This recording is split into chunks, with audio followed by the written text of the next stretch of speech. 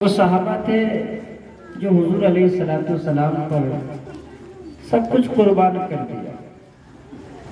ہم لوگ ہیں نا کہ میلاد شریف جلوس میں شریک ہوئے، بڑے چھوٹے انداز میں نعرہ لگائے، یا رسول اللہ کی صدائے بلند کی، لبیک یا رسول اللہ، لبیک یا رسول اللہ کی صدائے بلند کی۔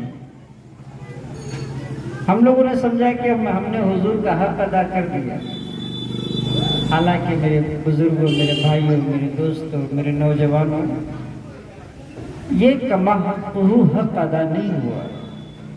وہ صحابہ تھے نا جنہوں نے حضور کی ناموس کے لیے، ان کی حفاظت کے لیے کئی 70 تیر کھائے۔ ہم لوگ تو کچھ بھی نہیں کر سکتے۔ وہ جنگ احد ہے، جنگ کا پانسا پلٹ جاتا ہے، مسلمانوں کو شکست ہونے لگی ہے، حضور علیہ السلام کو بھی شہید کرنے کی کوشش کی جا رہی ہے۔ ایک صحابی تھے حضرت قتادہ، نوجوان صحابی تھے، کھڑے ہو گئے حضور کے لیے کہ حضور تک کوئی تیر نہ پہنچے، ایک تیر نہیں۔ ہم تو صرف الفاظ لفظوں کے غازی ہیں نا۔ اقبال کہتا ہے، اقبال بڑا اپدیشک ہے، من باتوں سے منہ لیتا ہے، گفتار کا غازی بن تو گیا، کردار کا غازی بن نہ سکا۔ ہم لوگ تو صرف بس زبانی جمع خرچ ہے، لبیک یا رسول اللہ، ہم حاضر ہیں، ہماری جان حاضر ہے۔ ہم کہتے ہیں، یہ کہتے ہو ہماری جان حاضر ہے، نماز کے لیے حاضر نہیں ہو پاتے تو یہ کون سی دعویٰ ہے؟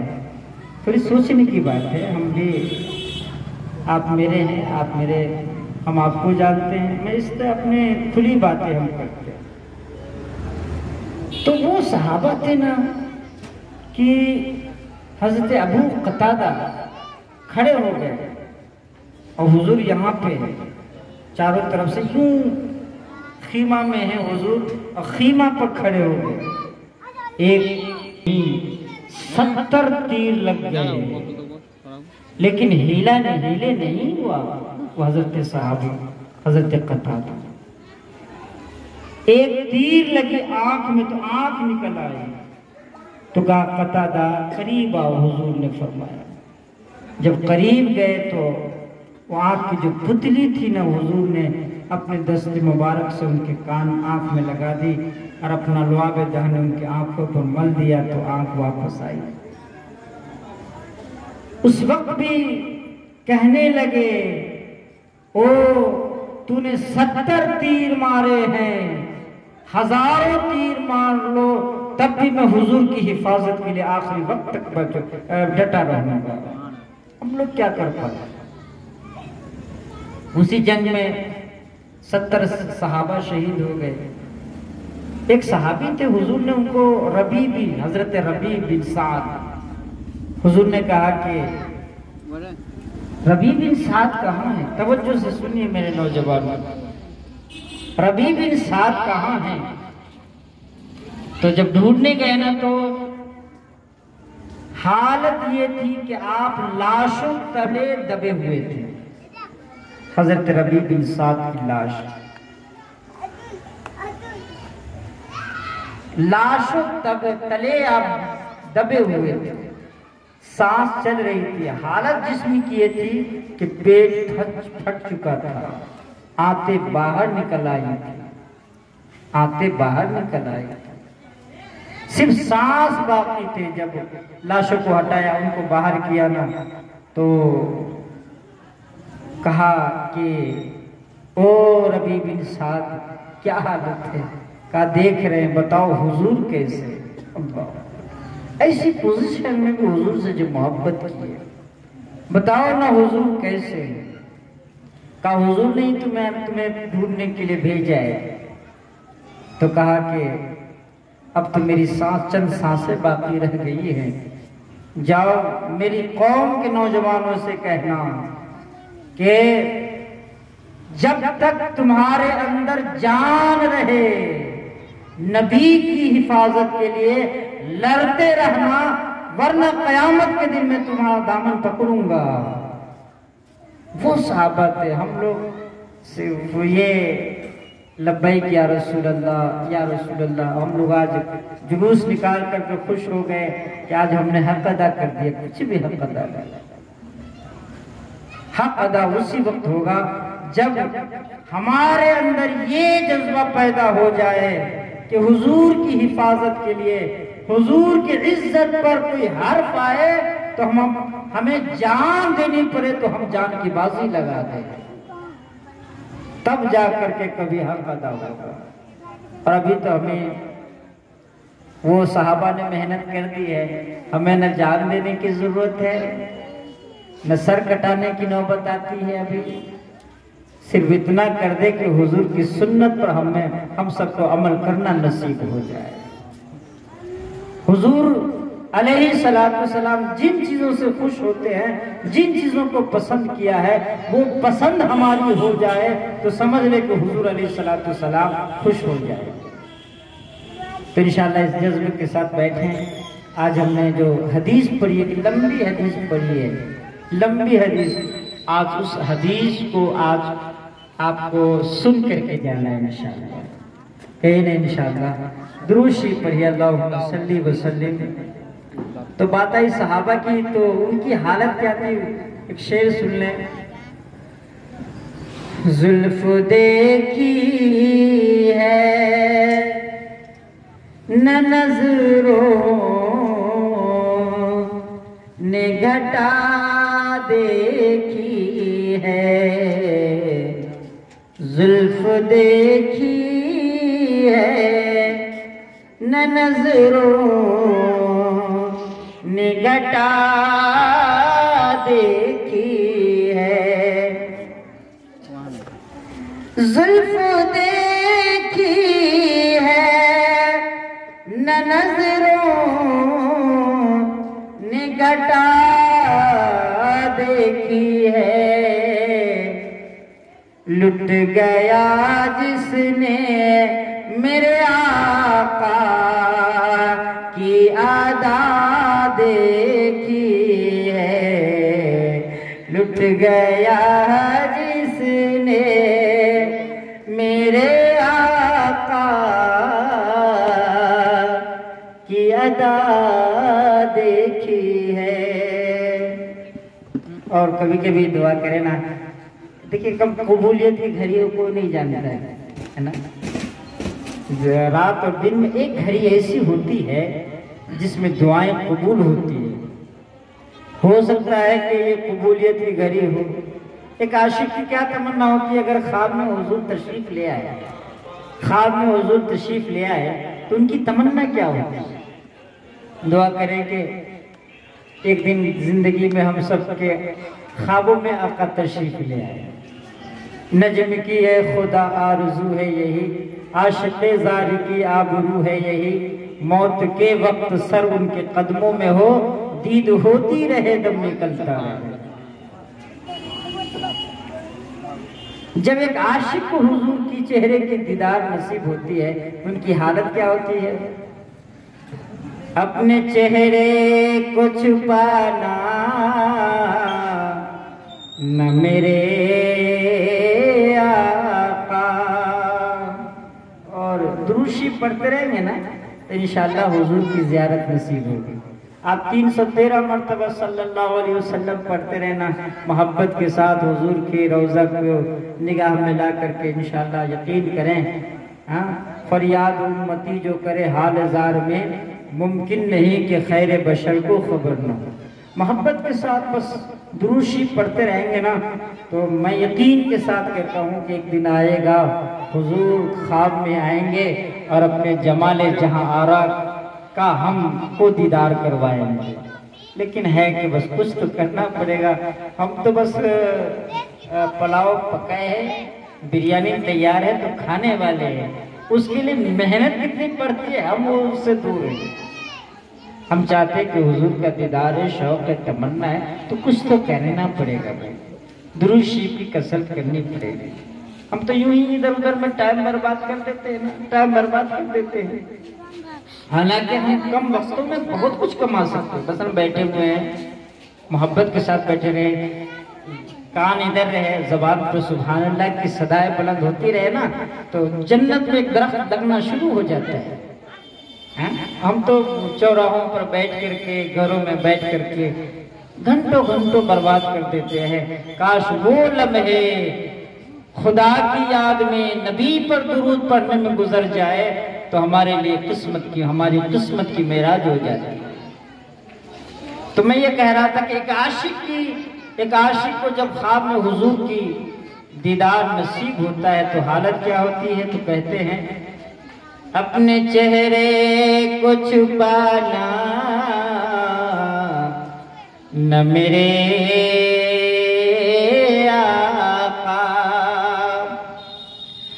اپنے چہرے کو چھپانا نہ میرے آقا، بعد مدت کے مریضوں نے شفا دیکھی ہے، بعد مدت کے مریضوں نے شفا دیکھی ہے، لٹ گیا جس نے میرے آقا کی ادا دیکھی ہے۔ ہم خوش ہیں نا کہ نبی ہمارے پیدا ہوئے ہیں، ہم خوش ہیں نا کہ ہم نبی کی امت میں ہیں۔ جو خوش ہیں نبی کی ولادت پر بلند آواز سے ہاتھ اٹھا کر کہے یا رسول اللہ۔ ہاں ہاں ماشاءاللہ سب خوش ہے، کیوں نہ خوش ہو، زندگی تو انہی کا صدقہ ہے۔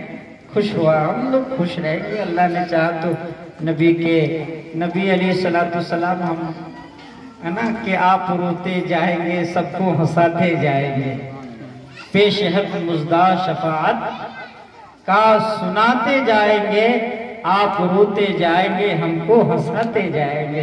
ہم اس نبی کی امتی ہیں کہ ہمارے آقا علیہ السلام فرماتے ہیں، ہم سے کس قدر پیار فرمایا کہ حضور فرماتے ہیں کہ میری امتی کے پیر میں کانٹا بھی چوب جاتا ہے تو محمد عربی کو تکلیف ہوتی ہے۔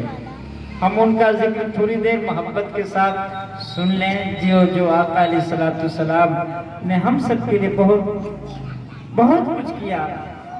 یہ ساری چیزیں انہی کا صدقہ ہے، اور ہم تو جہنم کے کنارے پر کھڑے تھے، حضور نہیں آتے تو ہمیں کیا پتہ چلتا کہ خدا کون ہے۔ تو بلند آواز سے کہیں یا رسول اللہ۔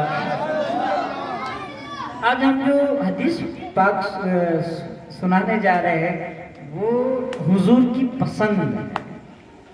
حضور کی پسند کیا تھی؟ صدیق اکبر کی پسند کیا تھی؟ فاروق اعظم کی پسند کیا تھی؟ حضرت عثمان غنی کی پسند کیا تھی؟ حضرت علی کی پسند کیا تھی؟ حضرت جبریل کو کیا پسند ہے؟ اور اللہ کو بندے کی کون سی عادتیں پسند ہے؟ ہم یہ جو حدیث پڑھیں گے اس میں ساری باتیں آئیں گی۔ خدا کا شکر ہے کہ ہمیں اللہ سے پیار ہے، یعنی اللہ سے پیار ہے، انہی محبت ہے، تبھی تو ہم اس ذات باری تعالیٰ کی بارگاہ میں شکر ادا کرنے کے لیے بیٹھے ہیں کہ اللہ تعالیٰ نے اپنے حبیب کو ہمارے درمیان بھیجا اور اس نبی کی امتی میں ہم سب کو پیدا فرمایا۔ تو اللہ سے بھی پیار ہے، حضور سے بھی پیار ہے، اور صحابہ سے بھی پیار ہے، اور پیار کا انداز جو ہوتا ہے، حقیقی پیار اسے کہتے ہیں جو محبوب کہے، جو محبوب کو پسند ہو وہ پسند ہماری ہو جائے، ہے نا بھائی؟ جو حبیب کو پسند ہو وہ پسند ہماری ہو جائے، تب سمجھ لے کہ اچھی محبت ہے ہماری۔ تو آپ دیکھیں گے نا، سن کے جائیں گے نا کہ حضور کو کیا پسند تھی، اور کوشش کریں گے نا کہ وہ پسند حضور کو جو پسند۔ آپ دیکھیں نا، ایک صحابی رسول جا رہے ہیں حضور علیہ السلام اپنے صحابہ کی جھرمٹ میں جا رہے ہیں، ایک شخص کا مکان بہت بلند دیکھا، توجہ کے ساتھ بلند دیکھا، تو حضور نے فرمایا کہ یہ کس کا مکان ہے؟ تو ایک صحابی جو ساتھ میں تھے کہا کہ یا رسول اللہ فلاں صحابی کا مکان ہے۔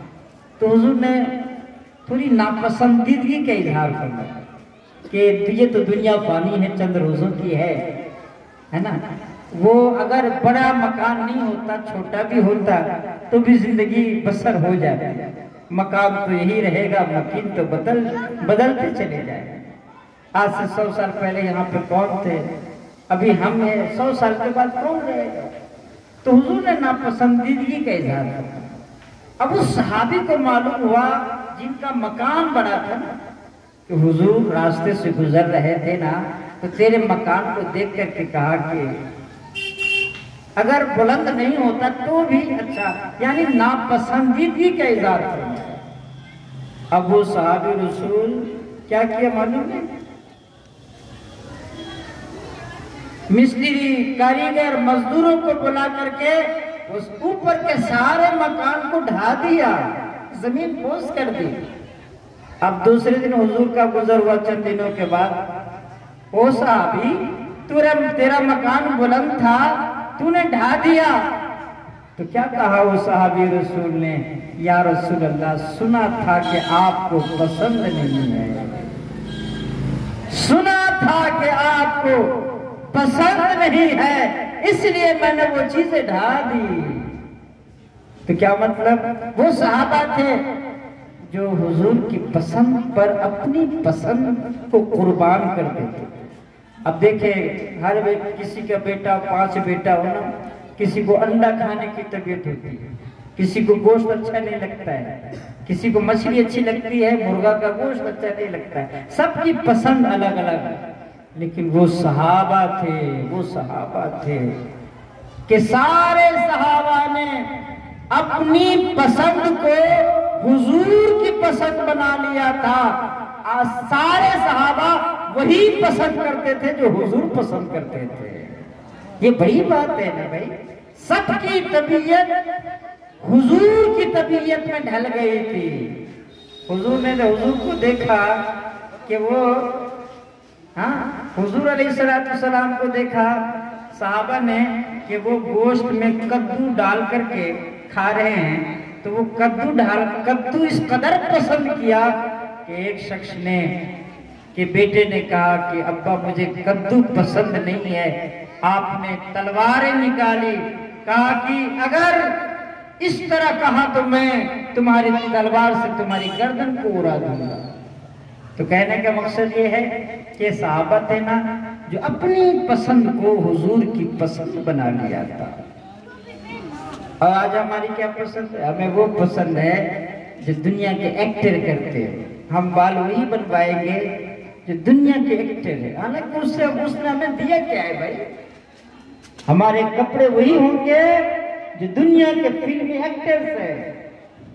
ہم نے دوسروں کو فالو کیا، جبکہ جس رب کا ہم کھاتے ہیں، جس رب کا ہم کلمہ پڑھتے ہیں، اس نے قرآن میں ارشاد فرمایا، سنو وَلَكُمْ فِي رَسُولِ اللَّهِ أُسْوَةٌ حَسَنَةٌ، تمہارا آئیڈیل کوئی نہیں، یہ تم پر عذاب یا مصیبت آئے کوئی بچا نہیں سکتا، تمہارے آئیڈیل ہے تو وہ محبوب خدا ہے، وہ آمنہ کے لال ہے اور حضرت عبداللہ کے لخت جگر ہیں، وہ آئیڈیل ہیں، وہ نمونہ ہے۔ وَلَكُمْ فِي رَسُولِ اللَّهِ أُسْوَةٌ حَسَنَةٌ۔ ہم تو ان کی بات مانتے ہیں جو ہم کو جانتا بھی نہیں ہے، ہم ان کی ایکٹیویٹیز کو فالو کرتے ہیں جو ہم کبھی سلام بھی نہیں کرتے ہیں۔ میرے دوستو، میرے بزرگوں، میرے نوجوان بچوں، ہے نا، اس نبی کا ایکٹیویٹیز اور اخلاق اور ہیبیٹیشن وہ اپنے فالو کریں جو آقا یہ فرماتے ہیں کہ جو آقا کی شان یہ ہے کہ رات بھر غم میں روتے رہے مصطفیٰ، رات بھر غم رہے مصطفیٰ اپنی امت کا جس وقت خیال آ گیا، اپنی امت کا جس وقت خیال آ گیا، اے حلیمہ مقدر پہ تو ناز کر۔ بیچ میں آ گئی وہ نعت کا شعر تو سن لیں۔ اے حلیمہ مقدر پہ تو ناز کر، اے حلیمہ مقدر پہ تو ناز کر، تیری بوسیدہ گدری میں لال آ گیا۔ بلند آواز سے کہیے نا سبحان اللہ۔ لگے بھائی ہاں محبت میں یہ در و دیوار بھی گواہ ہو جائے گے، کہے یا رسول اللہ۔ اگر آپ کے ہاتھ میں ہاتھ آپ کے جیب میں نہیں تو کہیں یا رسول اللہ۔ انشاءاللہ یہ ہمارا ہاتھ اٹھنا حضور دیکھ رہے ہیں، ہاں دیکھ رہے ہیں، ہم بیٹھے ہیں حضور دیکھ رہے ہیں، ہم بول رہے ہیں حضور دیکھ رہے ہیں۔ حضور خود فرماتے ہیں کہ میں اپنی قبر میں اپنی امت کے ہر کام کو دیکھتا ہوں۔ سبحان اللہ۔ آج ہم جلوس میں گئے وہ بھی حضور دیکھیں گے، ہاں ہم کیا کیسے کس انداز میں نعرہ لگا رہے تھے وہ بھی حضور نے دیکھا ہے۔ اس سے بڑی ہماری معراج کیا ہو سکتی ہے کہ حضور دیکھ کر کے ہم جب یا رسول اللہ کا نعرہ لگا رہے ہوں گے تو یقیناً حضور خوش ہو رہے ہوں گے۔ تو میں یہ کہہ رہا تھا کہ نمونہ جو ہے نا آئیڈیل ہمارے آقا ہے، یہ نیت کر کے جائیں نا کہ ہمارا بال بھی ہوگا نا بال بھی رکھیں گے تو سنت مصطفیٰ کے مطابق رکھیں گے، ہاں ہمارا لباس بھی ہوگا تو وہ لباس ہوگا جو حضور کو پسند ہوگا، ہماری جسم کی ہماری گھر کی وہ حالت ہوگی جو حضور کو پسند ہے۔ تو انشاءاللہ اگر ہم نے اپنی پسند کو حضور کی پسند بنا لیا، انعام کیا ملے گا؟ انعام کیا ملے گا؟ انعام کیا ملے گا؟ وَلَهُمْ جَنَّاتٌ تَجْرِي مِن تَحْتِهَا الْأَنْهَارُ۔ اللہ فرماتا ہے جو میرے حبیب پر قربان ہو جائے، اپنی پسند کو نبی کی پسند بنا لے، تو میں ان کے لیے جنت کی ایسے باغات تیار کر رکھا ہے جن کے نیچے نہریں جاری ہوں گی۔ لیکن ہم کو کہتے نا وہ آخرت کو کس نے دیکھا ہے؟ نہیں میرے بھائی، دنیا والے تھوڑی دیر کے لیے کہیں گے اچھا بال بنا لیا، یہ ہنسیں گے ہی ہنسیں گے، یہ یاد رکھ کہ کوئی اچھا نہیں کہتا ہے، لیکن ہاں اگر آپ نے حضور کی سنت پر عمل کر لی، سر پہ کپڑا بال بھی سنت کے مطابق رکھا، سر پہ امامہ شریف سجا لیے، اچھے لباس میں ملبوس ہو گئے، تو میرے بھائیوں سارے لوگ تعریف کرے یا نہ کرے، خدا ہماری تعریف کرے گا، رسول پاک ہمیں دیکھ کر ہم سے محبت کریں گے اور ہمارے لیے دعا فرمائیں گے۔ ہاں یاد رکھیے میرے بھائیوں۔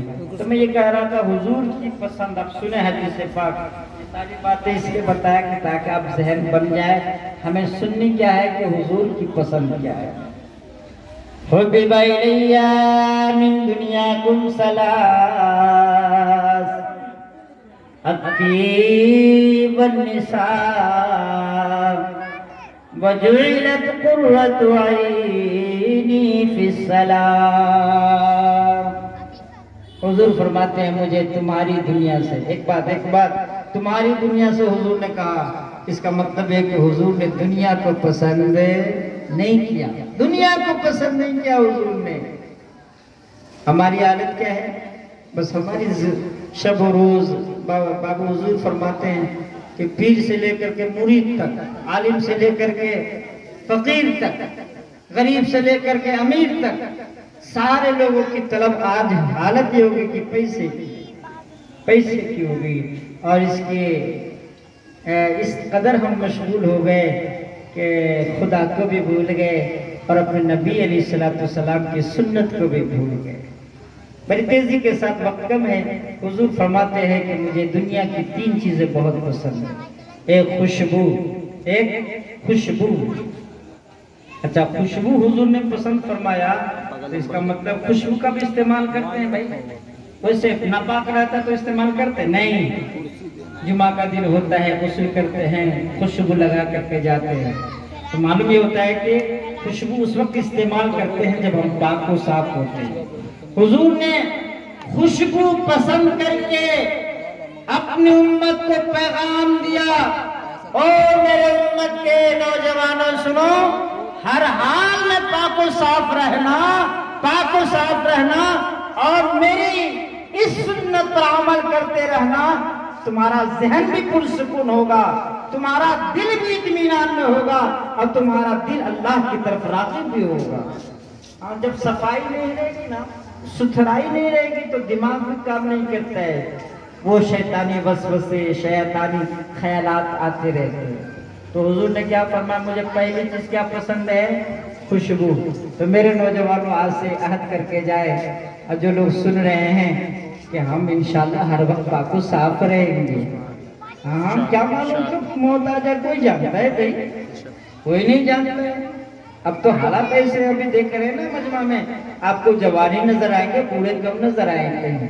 اس کا مطلب یہ ہے کہ کوئی ضروری نہیں کہ ہمیں بڑھاپا ملے گا بھی کہ نہیں ملے گا، کوئی نہیں جانتا ہے۔ اس کا مطلب یہ ہے کہ آپ ہر وقت اللہ سے ڈرتے رہے اور یہ موت کی تیاری کرتے رہے اور پاک صاف رہیں، نہ معلوم کس وقت ہماری جان آفری کے سپرد ہو جائے۔ اور یاد رکھیے، اگر ہم پاک صاف رہ رہے ہیں، اب باوضو رہ رہے ہیں، اس حالت میں ہمارا انتقال ہو گیا تو وہ ان کی موت شہادت کا درجہ رکھتی ہے۔ وضو کی حالت میں ہمارا انتقال ہو گیا تو حضور نے فرمایا مجھے 3 چیز پسند ہے، ایک خوشبو، دوسری منکوحہ بیوی۔ اب منکوحہ بیوی کو پسند فرما کر کے اشارہ فرمایا کہ وہ عورت زمانہ حضور کی آمد سے پہلے جن بچیوں کو زندہ ترگور کیا جاتا تھا، ان کو ننگو آج سمجھا جاتا تھا، وہ بچیوں کو، عورت کو، جب وہ کسی کے گھر میں ہوتی تھی تو اسے منحوس سمجھا جاتا تھا۔ حضور نے ایک لفظ کے ذریعے کہ مجھے یہ عورت پسند ہے، اس کی گرتی ہوئی معیار کو ہمارے اور آپ کے نبی علیہ السلام نے بلند فرما دیا ہے۔ ہاں آج ہر عورت کو میلاد کی خوشی منانی چاہیے، ہر بچی کو میلاد کی خوشی منانا چاہیے کہ وہ آقا علیہ السلام کی ولادت کا صدقہ ہے کہ وہ عورتوں پر ظلم ڈھائے جاتے تھے، پیارے آقا تشریف لائے تو عورتوں کی عزت کی ایک معیار اور معراج نصیب ہوئی ہے۔